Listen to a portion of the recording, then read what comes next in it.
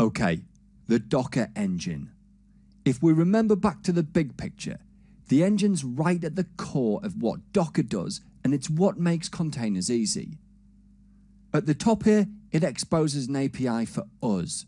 Down here, it interfaces with all the kernel magic. And out pop containers. Brilliant. Now before we dive into the detail, I want to be clear about something. These days, Docker is a full-on platform. So at the core of everything, yeah, we've got the engine and that's what we're focusing on. But plugging into the engine is a ton of stuff. I mean, from Docker Inc., we've got the native orchestration stuff in Swarm. There's the on-prem secure registry. There's Universal Control Plane with its Ops UI, RBAC, policies, loads of goodies. And there's a bunch more, right? Plus, there's the ecosystem. So Docker is definitely a complete platform. But all we're focusing on is the engine. Now then, I want you to understand the story of the engine. So step into my DeLorean and buckle up, because we're going back in time. Alright, way back when TVs were black and white. Well, Docker came out of a company called .cloud, and in the beginning it was a Python tool called DC, D for dot and C for cloud. And it was basically a wrapper for LXC and AUFS. AUFS is a union file system, and LXC a bunch of tools for interfacing with the container primitives in the kernel. Looking familiar, yeah? And it was all Linux back then. Now, I know Docker gets all the props for making containers popular, and rightly so, but it's only fair to say that it really started with LXC. Oh, I like that. So, props to LXC. Anyway, this relationship with LXC didn't last long. As soon as Docker got popular, things got complicated. One of the issues was just the sheer pace that things were developing at.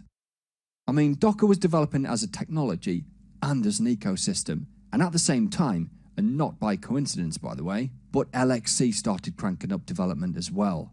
So of course, the inevitable happened. Stuff started breaking. Specifically, changes in LXC would break Docker. Which is no surprise, right?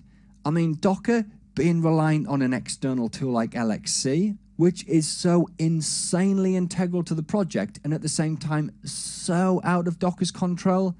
I mean, look, it was never going to be plain sailing. What Docker really needed was something that did the job of LXC but was under their control. Enter libcontainer. So, libcontainer is pretty much a like-for-like replacement for LXC, that interface to the container stuff in the kernel, but it's under Docker's control, and this was a key move. Anyway, right, by this time the DC tool had become Docker and things were developing like crazy, and before we knew it, Docker became a monolith. Now we call this the Daemon, by the way, but rather than being lightweight and fast like it was supposed to be, it got bloated and slow. I mean, look at it. It's doing everything. It's implementing the HTTP server and REST API, images, builds, registry stuff, networking, storage, authentication, you name it. It was bloated and it lost its mojo. And it's ironic, right?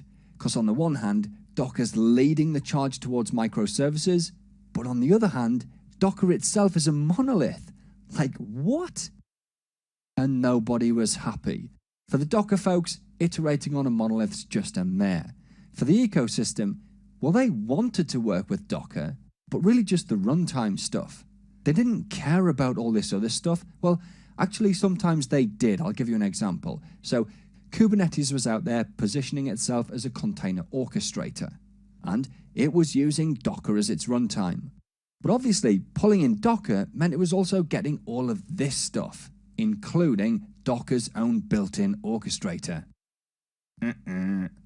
So Kubernetes as an orchestrator was shipping with Docker, which had a competing orchestrator already built in.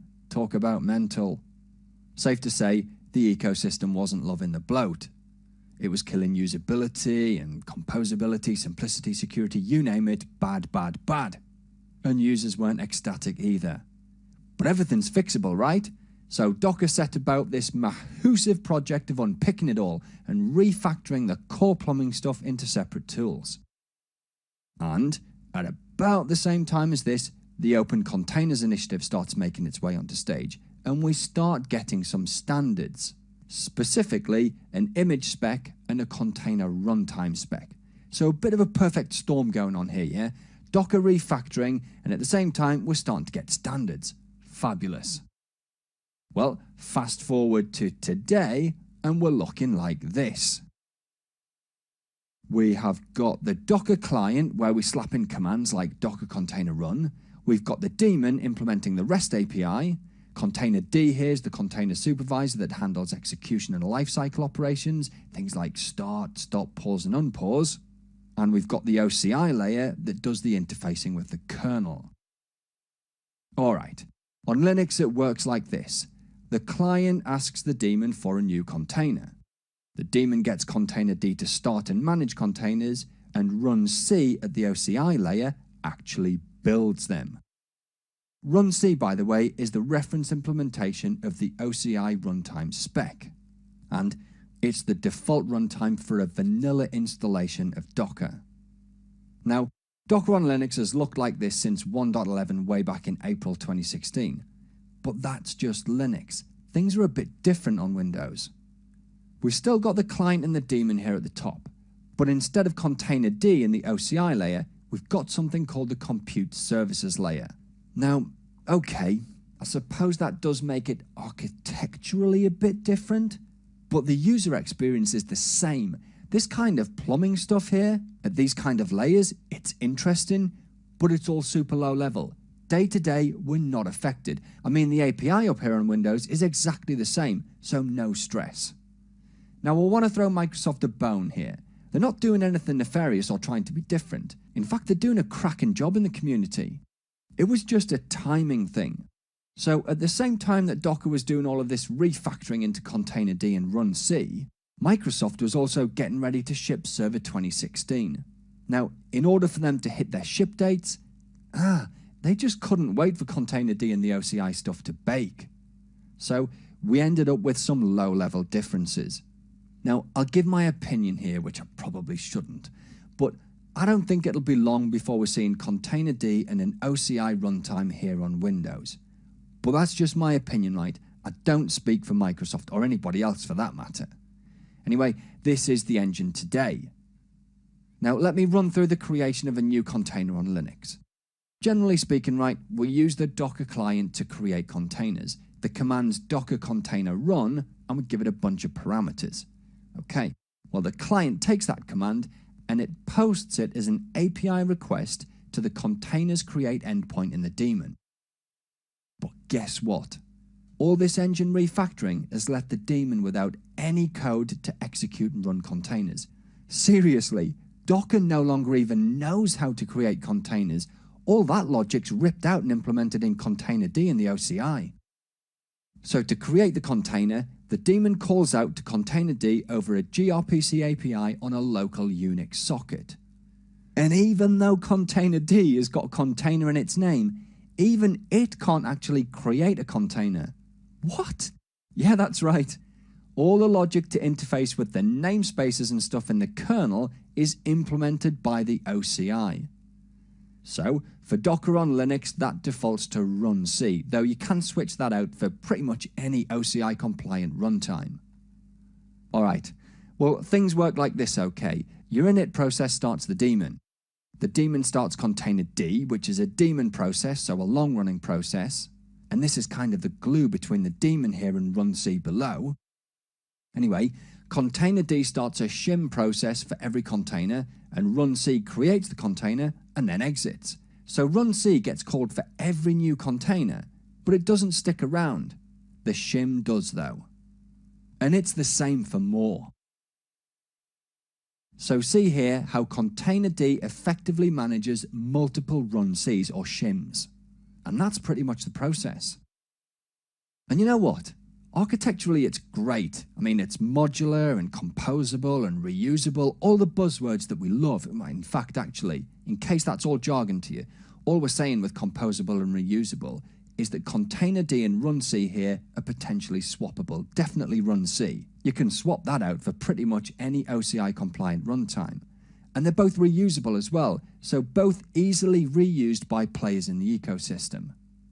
And like I was saying, it's all good, but you know what?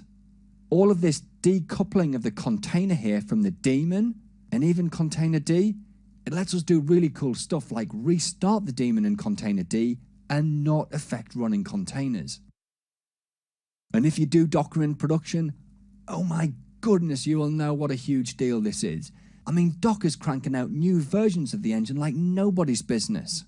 And upgrading them in the past, like when an upgrade would kill all of you running containers, let's just say it was a challenge. But now we can restart these here, leave all of our containers running, and when they come back up, they just rediscover running containers and reconnect to the shim. It's a beautiful thing. Okay, so a few last things.